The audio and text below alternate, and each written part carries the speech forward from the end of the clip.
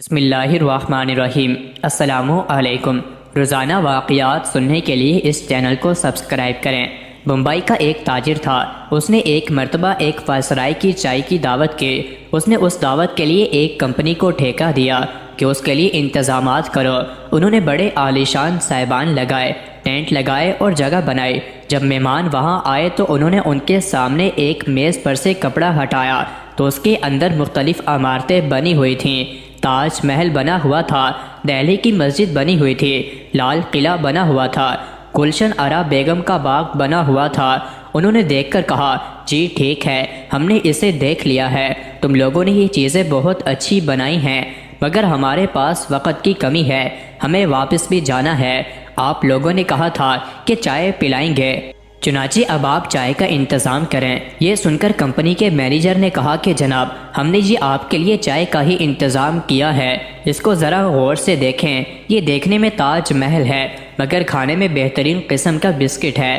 اب جب انہوں نے آگے بڑھ کر کھانا شروع کر دیا، وہ دراصل مٹھائی تھی جو انہوں نے اس انداز میں پیش کی، چنانچہ وہ سب لوگ اس پر جھپٹ پڑے اور انہوں نے تھوڑی دیر میں تاج محل بھی کھا لیا، لال قلعہ بھی کھا لیا، مسجد بھی کھائی اور باغ بھی کھا لیا۔ جب انہوں نے سب کچھ کھا لیا تو انہوں نے کہا کہ عجیب بات ہے کہ تم نے اتنا میٹھا سامنے رکھ دیا، کچھ تو نمکین بھی رکھا ہوتا۔ اس نے کہا کہ جناب، جو نیچے ٹرے ہے وہ نمکین کھانے کی بنی ہوئی ہے۔ چنانچہ انہوں نے وہ ٹرے بھی کھا لی۔ ایک مرتبہ ایک مغل بادشاہ نے ایک ایرانی شہزادے کی دعوت کی۔ جب ایرانی شہزادہ آنے والا تھا تو انہوں نے بڑے خان سمان کو بلا کر کہا کہ ایک ملک کا شہزادہ آ رہا ہے، تم اس کے لیے ذرا اچھا سا کھانا بنا دینا۔ یہ میزبان کے لیے عزت و وقار کا مسئلہ ہوتا ہے، وہ چاہتا ہے کہ میں مہمان کو ایسا کھانا پیش کروں جیسے اس کی عزت یا جیسے میرے دل میں اس کی محبت ہے۔ چنانچہ اس نے کہا، بہت اچھا۔ جب ایرانی شہزادہ اپنے دوستوں کے ہمراہ آ کر بیٹھا تو تھوڑی دیر تک گفتگو ہوتی رہی۔ پھر کھانے کا وقت آیا تو خان سمان کو اشارہ کیا گیا کہ آپ ان کے کھانے کے لیے کچھ لائیے۔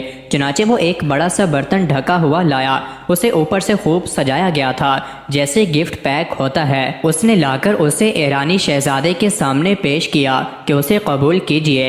ایرانی شہزادے نے جب اس کو کھول کر دیکھا تو اس کے اندر ایک بھینسے کا کٹا ہوا سر پڑا تھا اور اس کی گردن میں سے خون بھی نکل رہا تھا۔ انسان جب اس قسم کا منظر دیکھتا ہے تو اس کو کراہت محسوس ہوتی ہے۔ وہ تو شہزادہ تھا اور اس نے اس چیز کو بہت ہی معیوب سمجھا کہ مہمان کے سامنے بھینسے کا کٹا ہوا سر لایا گیا ہے، یہ بھی کوئی بات ہے بھلا۔ جب اس نے ناگواری کا اظہار کیا تو اس مغل بادشاہ نے خان سما کو بلا کر کہا، آپ نے تو ہماری عزت بنانے کے بجائے الٹا بے عزتی کروا دی، آپ نے تو مہمان کو ناراض کر دیا۔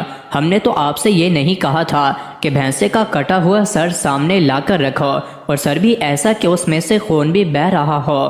ہم نے تو آپ سے کہا تھا کہ مہمان کے لیے کوئی اچھا سا کھانا تیار کر کے لاؤ۔ خان سما نے جواب میں کہا، جناب، میں نے یہ کھانا ہی تو تیار کیا ہے، کاش اس شہزادے کے اندر اتنی اہلیت ہوتی کہ وہ اس کی پہچان کر سکتا، یہ کھانا ہی ہے۔